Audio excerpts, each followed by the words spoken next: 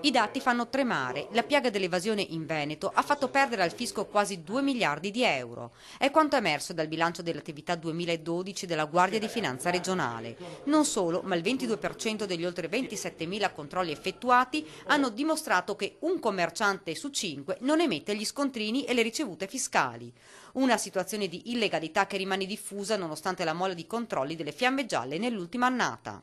Gli obiettivi vengono selezionati con grande attenzione e quindi a fronte di un numero di controlli quantitativamente certamente non paragonabile a quello delle annualità precedenti, tuttavia sono state riscontrate violazioni per singolo controllo di molto superiori. Il generale ha voluto sottolineare l'importanza della sala analisi investigative di cui la Guardia di Finanza è stata la prima in Italia a dotarsi e grazie alla quale sono stati ottenuti brillanti risultati. Fra i dati è stata richiamata l'attenzione alla criminalità organizzata, fenomeno quanto mai attivo in regione.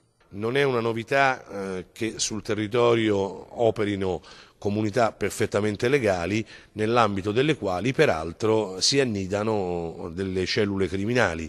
Fra le operazioni da ricordare il blitz delle Fiamme Gialle contro l'organizzazione italo-cinese che gestiva la prostituzione a Mestre, indagini che sono tuttora in corso. Rispetto al 2011 nel Veneto emerge un'impennata di reati relativi all'usura, 17 denunciati e al traffico di sostanze stupefacenti. Ed ancora sono stati individuati ben 803 lavoratori completamente in nero e 1690 irregolari impiegati da oltre 500 datori di lavoro. Dati poco confortanti e lusinghieri, ma la Guardia di Finanza annuncia che continueranno serrate le indagini di controlli in tutto il territorio regionale. Il mercato del falso invece sembra non conoscere crisi. 25 milioni di prodotti contraffatti e pericolosi sono stati sequestrati dalla Guardia di Finanza del Veneto. I controlli e gli obiettivi, ha spiegato il generale, continueranno ad essere selezionati in maniera certosina.